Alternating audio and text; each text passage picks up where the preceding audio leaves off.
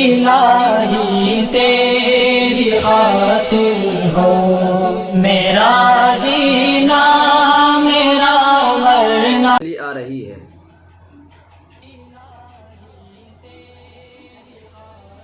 ہر مذہب و ملت کا قربانی پر عمل رہا ہے۔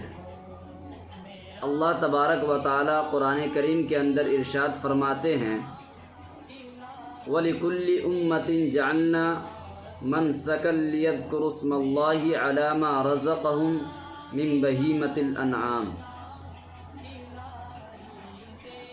ہم نے ہر امت کے لیے قربانی مقرر کی تاکہ وہ چوپائیوں کے مخصوص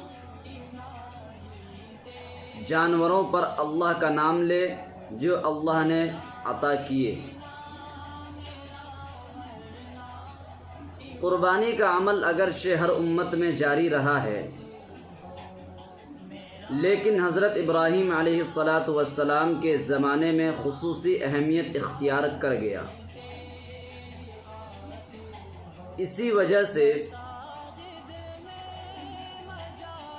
قربانی کو سنت ابراہیمی کہا گیا،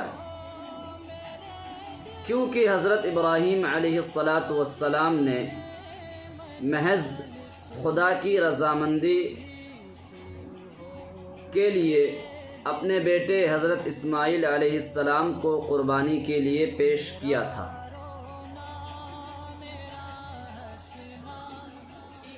اسی عمل کی یاد میں ہر سال مسلمان قربانیاں کرتے ہیں۔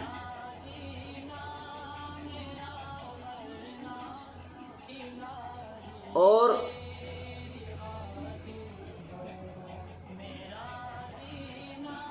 اس قربانی سے ایک مسلمان کو سبق یہ ملتا ہے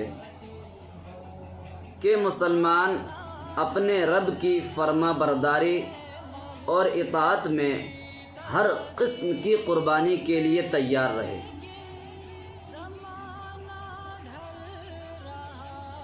اور مال و دولت کی محبت کو چھوڑ کر خالص اللہ تعالیٰ کی محبت دل میں پیدا کرے۔ نیز قربانی کرتے وقت یہ بات بھی ملحوظ ہونی چاہیے کہ قربانی کی طرح دیگر تمام عبادات میں مقصود صرف اور صرف رضا الہی رہے، اللہ کی رضا رہے، غیر کے لیے عبادت کا شائبہ تک دل میں نہ رہے۔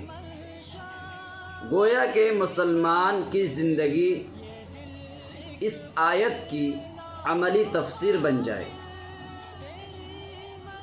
قل ان صلاتی و نسکی و محیای و مماتی للہ رب العالمین۔ اللہ تبارک و تعالی قرآن کریم کے اندر فرماتے ہیں ان صلاتی و نسکی و محیای و مماتی للہ رب العالمین، کہ میری نماز، میری قربانی، میرا مرنا اور میرا جینا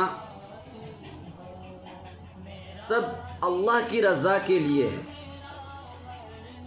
جو تمام جہانوں کا پالن ہار ہے۔ اور قربانی کی اہمیت سے اس بات سے بھی واضح ہوتی ہے، قربانی کی اہمیت اس بات سے بھی واضح ہوتی ہے کہ نبی کرم صلی اللہ علیہ وسلم نے اس پر مداومت فرمائی ہے، ہمیشگی قائم کی ہے۔ حضرت عبداللہ بن عمر رضی اللہ عنہما فرماتے ہیں اقام رسول اللہ صلی اللہ علیہ وسلم بالمدینۃ 10 سنین یضحی۔ جامع الترمذی کی حدیث ہے کہ رسول اللہ صلی اللہ علیہ وسلم نے مدینے میں 10 سال قیام فرمایا اور قیام کے دوران آپ قربانی کرتے رہے۔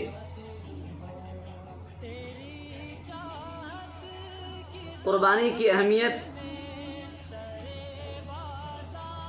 جو میں نے آپ کے سامنے ذکر کی ہے، یہ قربانی کی اہمیت ہے کہ قربانی کی اہمیت کتنی ہونی چاہیے، قربانی کے فضائل کیا ہیں، قربانی ہم کریں گے تو اس کے بدلے میں ہمیں کیا نیکیاں ملے گی، اس کے بدلے میں ہمیں کیا ملے گا۔ کئی احادیث میں قربانی کے فضائل وارد ہوئے ہیں، چند حدیثیں میں آپ کے سامنے عرض کر دیتا ہوں۔ عن زید بن ارقم رضی اللہ عنہ قال قال اصحاب رسول اللہ صلی اللہ علیہ وسلم یا رسول اللہ ما هذه الاضاحی قال سنت ابیکم ابراہیم علیہ السلام قالوا فما لنا فیہا یا رسول اللہ قال بكل شعرة حسنة قالوا فالصوف یا رسول اللہ قال بكل شعرة من الصوف حسنة۔ سنن ابن ماجہ کی حدیث ہے، حضرت زید ابن ارقم رضی اللہ عنہ نے بیان فرمایا کہ رسول اللہ صلی اللہ علیہ وسلم کے صحابہ رضی اللہ عنہم نے سوال کیا، یا رسول اللہ یہ قربانی کیا ہے، قربانی کی حیثیت کیا ہے؟ تو آپ صلی اللہ علیہ وسلم نے فرمایا، قربانی تمہارے باپ ابراہیم علیہ السلام کی سنت ہے، ان کا طریقہ ہے۔ صحابہ رضی اللہ عنہم نے عرض کیا کہ ہمیں اس قربانی کرنے میں کیا ملے گا؟ تو آپ صلی اللہ علیہ وسلم نے فرمایا، ہر بال کے بدلے میں ایک نیکی ملے گی۔ صحابہ کرام رضی اللہ عنہم نے پھر سوال کیا، یا رسول اللہ جو اون کے بدلے میں کیا ملے گا؟ فرمایا، اون کے ہر بال کے بدلے میں نیکی ملے گی۔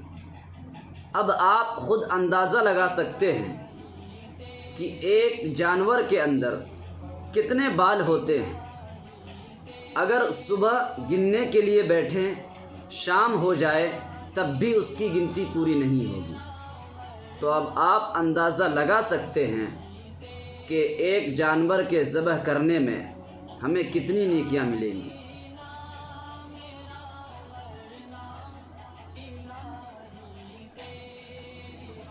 دوسری حدیث کے اندر آپ صلی اللہ علیہ وسلم نے فرمایا، عید الاضحیٰ کے دن کوئی نیک عمل اللہ تعالیٰ کے نزدیک قربانی کا خون بہانے سے زیادہ محبوب اور پسندیدہ نہیں ہے، اور قیامت کے دن قربانی کا جانور اپنے بالوں، سینگوں اور کھروں سمیت آئے گا، اور قربانی کا خون زمین پر گرنے سے پہلے اللہ تعالیٰ کے ہاں شرف مقبولیت حاصل کر لیتا ہے۔ اسی لیے سب لوگوں کو، تمام مسلمانوں کو قربانی خوش دلی سے کرنی چاہیے، اچھے دل سے کرنی چاہیے، نیک دل سے کرنی چاہیے، کوئی زبردستی نہیں کرنی چاہیے۔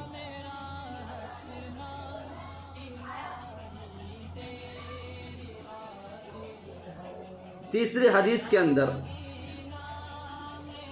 حضرت ابن عباس رضی اللہ عنہما روایت کرتے ہیں کہ رسول اللہ صلی اللہ علیہ وسلم نے ارشاد فرمایا، کسی خرچ کی فضیلت اللہ تعالیٰ کے نزدیک بنسبت اس خرچ کے جو بقرعید والے دن قربانی پر کی جائے ہرگز نہیں۔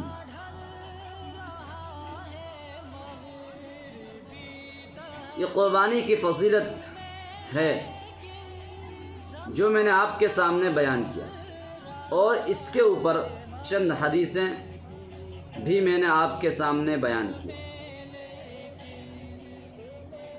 قربانی واجب ہے، اس کا ثبوت کہاں سے ملتا ہے؟ قربانی واجب ہے، اس کے دلائل کیا ہیں؟ اور قربانی ہر صاحب نصاب پر واجب ہے، اس کے بارے میں قرآن و سنت میں کئی دلائل موجود ہیں، چند یہ ہیں۔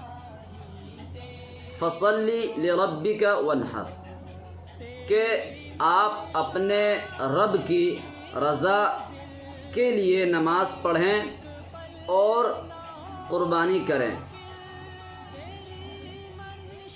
مشہور مفسر قاضی ثناء اللہ پانی پتی اس آیت کے تحت لکھتے ہیں، قال عکرمۃ وعطاء وقتادۃ فصل لربک صلاة العید یوم النحر وصلاة نسکک فعلى هذا يثبت به وجوب صلاة العید والاضحیہ، کہ حضرت عکرمہ اور حضرت عطا اور حضرت قتادہ رحمہم اللہ فرماتے ہیں کہ فصلی لربک میں فصلی سے مراد عید کی نماز اور ونحر سے مراد قربانی ہے۔ اس سے ثابت ہوا کہ عید اور قربانی دونوں واجب ہیں۔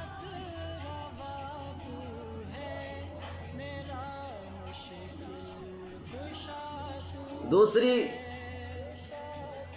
دلیل یہ ہے کہ حضرت ابو ہریرہ رضی اللہ عنہ سے روایت ہے، ان رسول اللہ صلی اللہ علیہ وسلم قال من كان له سعة ولم يضحي فلا يقربن مصلانا۔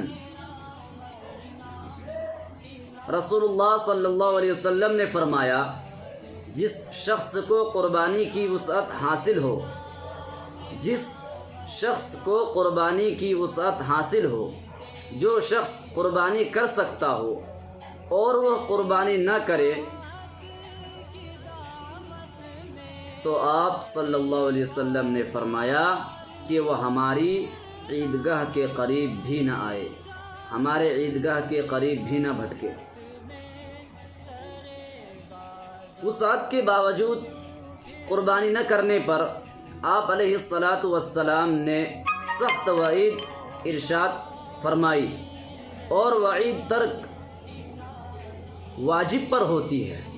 اس سے معلوم ہوا کہ قربانی کرنا واجب ہے۔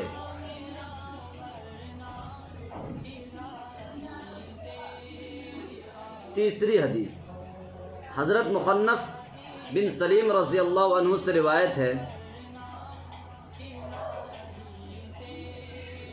كنا وقوفا عند النبي صلى الله عليه وسلم بعرفة فقال يا أيها الناس إن على كل أهل بيت في كل عام أضحية وعتيرة۔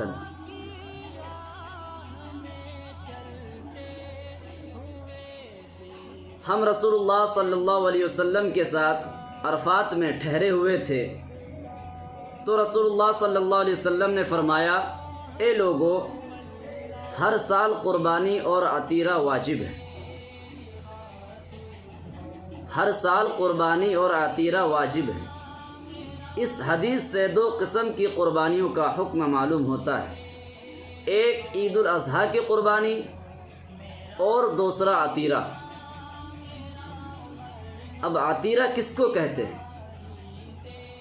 عطیرہ اس قربانی کو کہا جاتا ہے جو زمانہ جاہلیت میں رجب کے مہینے میں بتوں کے نام پر ہوتی تھی، پھر اسلام آنے کے بعد اللہ تعالیٰ کے نام پر ہونے لگی، لیکن بعد میں اسے منسوخ کر دیا گیا۔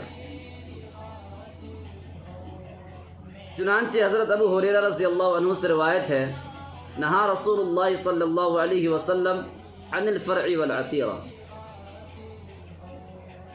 کہ آپ صلی اللہ علیہ وسلم نے فرع اور عتیرہ سے منع فرما دیا۔ فرع اس بچے کو کہا جاتا تھا جو اونٹنی پہلی مرتبہ جنتی تھی اور اس کو بتوں کے نام پر قربان کیا جاتا تھا۔ ابتدائی اسلام میں یہ اللہ تعالیٰ کے نام پر ذبح ہوتی رہی، لیکن بعد میں اسے بھی منسوخ کر دیا گیا۔